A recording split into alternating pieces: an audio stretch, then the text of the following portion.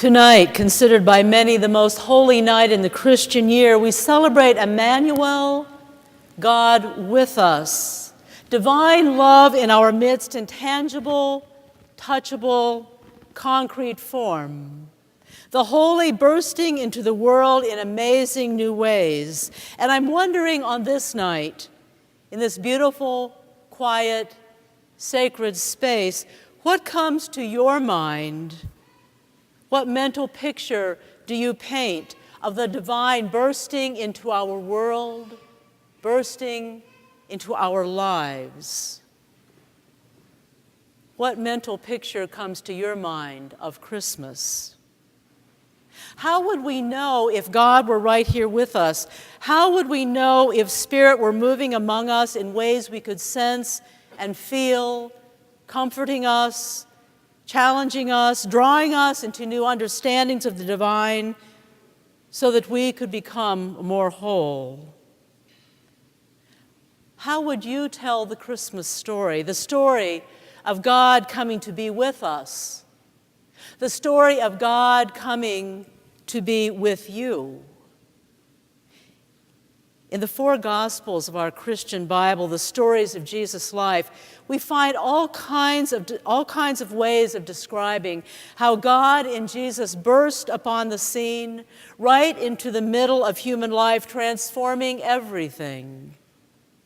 The author of the Gospel of John doesn't tell us an actual birth story, but puts the message of Christmas this way. In the beginning was the Word, and the Word was God, and the Word was coming into the world, but the world didn't recognize it.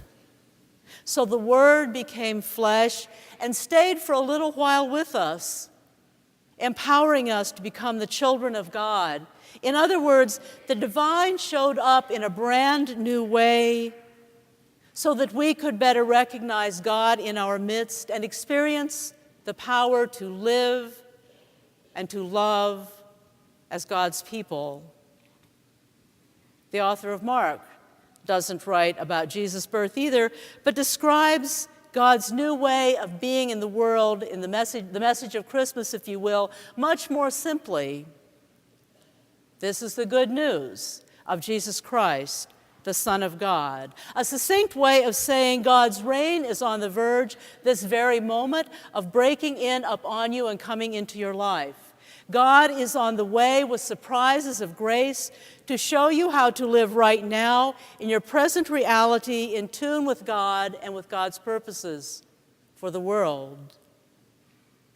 In the Gospel of Matthew, we read about a miraculously conceived child born to a young girl and named Jesus, God with us, who will rescue all the people who are in need, who will teach us our need for God in our lives, in fact, in every aspect of our lives.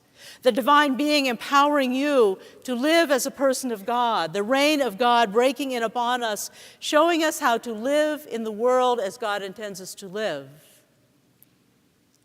It is the author of the Luke Gospel who gives us the most familiar, a most beloved account of Jesus' birth, the one you heard read just moments ago.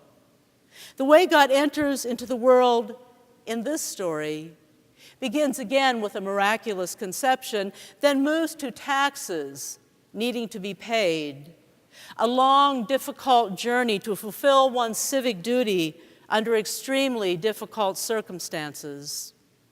There is a crowded city, inns filled to the brim, nowhere to stay for a poor couple, even a very pregnant young woman.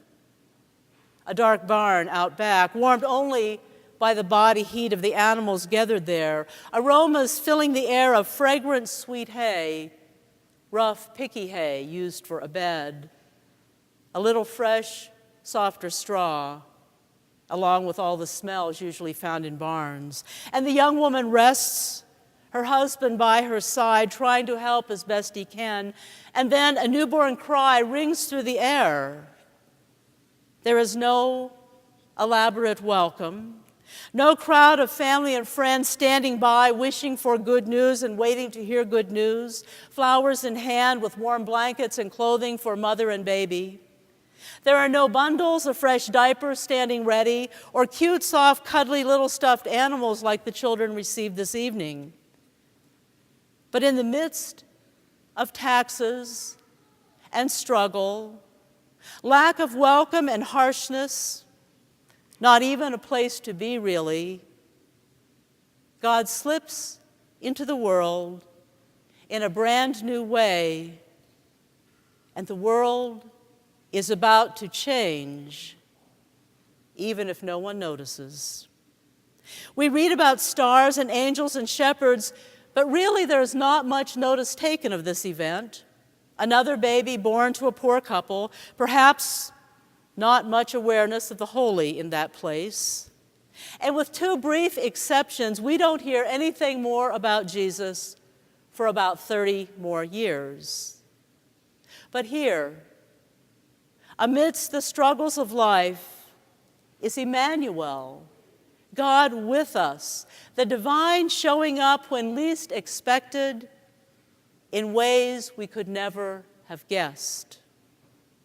Each of these gospel authors uses all kinds of imagery describing the message of Christmas, the story of the divine entering into human life with fresh new experiences, explaining God with us with differing approaches so that we might realize the Spirit of the Holy moving in our lives right here in our midst, in the very places where we live, so that we might see God more clearly and be drawn into a new way of being more closely attuned to the holy, ever present in our lives.